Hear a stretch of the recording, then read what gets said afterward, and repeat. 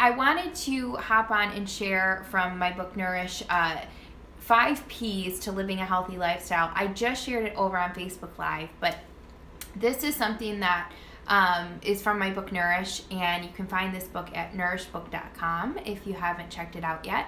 But this is something, just 5 practical tips that I want to share with you guys, and I hope that it encourages you, because I think sometimes we can get overwhelmed in our journey to health, and there's so much information out there, so many different resources, and so this is just a really practical way to kind of break it down. So the first one is to partner with God and with others, and I would encourage everybody to do this, to not only get God involved in your journey and pray and spend time with Him in the morning, first thing, but also all throughout the day. So just ask Him to bless the food that you eat. Ask Him to give you wisdom on how to take care of your body, what foods to that your body would nourish your body. Ask Him to show you when you've had enough to eat. You know, I think sometimes we just kind of get into just a daily rut of just eating, and we don't really stop to listen to the signals that He's placed inside of us to know when I've had enough. And so not only getting God involved, but also partnering with others. I thought it was really cool how the moms at MOPS today, they showed a video in the beginning where all the different retreats and different things that they did together, and I thought that was really cool because, it's so empowering to join with other women. And so for me, that would definitely mean my workout place that I get to go. I love going with my sister, but I also love joining together with the other women there and empowering each other.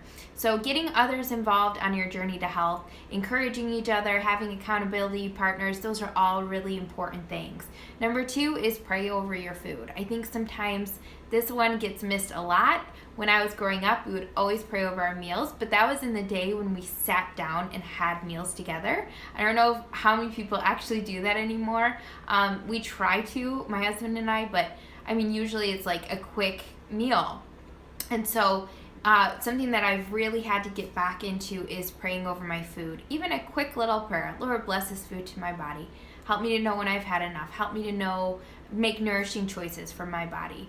And getting God involved, it's just, we're not relying on our own flesh, our own strength anymore. So we're allowing God to lead and guide us. And that is so much more powerful than when we try and do things on our own. Because ultimately, when we do things in our flesh and our own strength, we will fail. But when we allow God's Spirit, the Holy Spirit inside of us, to show us and lead and guide us, His fruit is produced in our lives, and things aren't a struggle or a strain that used to be. You know, we walk in self-control and patience, just naturally as a byproduct of being connected to the vine. And number 3 is pitch the junk. This is a really practical one, but it's one that I live by every day, is I don't buy things that I know are very tempting to me. So for me, that's like things like, I don't know why, but baked Lay's cheddar chips. That's like the most delicious thing to me. And then peanut butter ice cream. So it doesn't mean that I don't eat those things. It means that maybe I'll buy them for a special occasion, or my husband and I will go out to get ice cream on a date night, maybe once or twice a month. And when I do have them, I really, really enjoy them because we sit down, we enjoy every bite, we really make our choice like, this is a special night, so I'm going to pick my ice cream with, a special care. And it just makes it that much more enjoyable. And then you're not eating mindlessly. You're not tempted with something that is in your house when you're not even really hungry or wanting it. And so I would encourage you to pitch those things that are most tempting to you. Number 4 is process your emotions. And another way to say this is to just pause. So if you are walking into the kitchen and you're really stressed out, or you've had a really busy day and you just are going in kind of like zombie mode, and you're just eating anything that's in front of you, and then suddenly you eat the whole bag of chips and you're like, how did I even get here? Where did these chips go? So if that's ever happened to you, it's okay. I've done that, been there.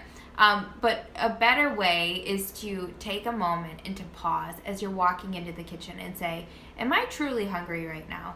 And if you're not, turn around, walk out of the kitchen, and either go lock yourself away, and if you're stressed out or had a hard day, get on some worship music, start worshiping the Lord, start journaling, do something that is just a healthy way to process your emotions. Or even if you just need a moment and you just need a break and your kids are just driving you nuts, get your kids packed up, go to Target where there's other people, and it just removes you from that tempting situation until you can process your emotions in a better way. So like if your husband comes home, then lock yourself away and say, okay, I need a moment. And that's just a healthier way than eating your emotions, because what happens then is then not only did you eat, but then you feel guilty about eating your emotions, and then you have two things to deal with. So much better to just pause and process your emotions. And then, did I skip one? I might have skipped one. No, I didn't. Number 5, we're already on 5, is plan. And at Dashing Dish, I preach planning all the time because it's what saves me from making bad choices myself all the time. So basically, when I say plan, there's a few different ways that I would encourage you to plan ahead with eating. And number 1 is with snacks.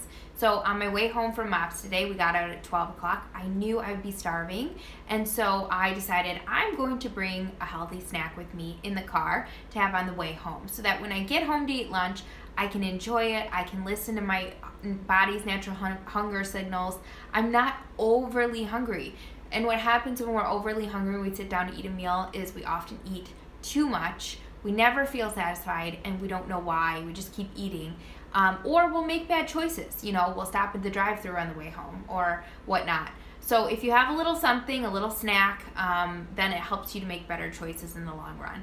And then the next thing is to plan ahead with meal planning. And at Dashing Dish, I have meal plans that we make for you, or you can make your own, or we just talk about it all the time because it really is a lifesaver. And what I would encourage with meal planning is, if you're not a huge meal planner, like it's just overwhelming to you, is to just do a few simple steps. So wash your veggies and your fruit ahead of time so that when you're ready to eat, you just have to cut them up. They stay good in your fridge for about 5 days after you've washed them, and just wrap them in paper towel to keep them fresh. You can, prepare your meat ahead of time. So shred up some chicken or get a rotisserie chicken and keep it in your fridge or your freezer for 5 days. And a lot of times people say to me, how long does meat stay good for? 5 days is what I always do. And I would recommend that to anyone. And I'm pretty particular about germs and things like that. And also you can do ground beef, ground turkey, whatever kind of meat you like. Even if it's like 1 or 2 days that you have it in your fridge, you can add it to a recipe, you can do different things with it. That just makes it so much easier to have a protein prepped ahead of time to throw into a recipe or to a meal. Or crock pot meals. So those are great options if you're busy and on the go, and often they make great leftovers. So there's so many different ways that you can plan ahead. And like I said, if that's not even in your natural personality or tendency, check out Dashing Dish. Figure out some ways that meal planning can get easier for you and ways that you can implement it into your life.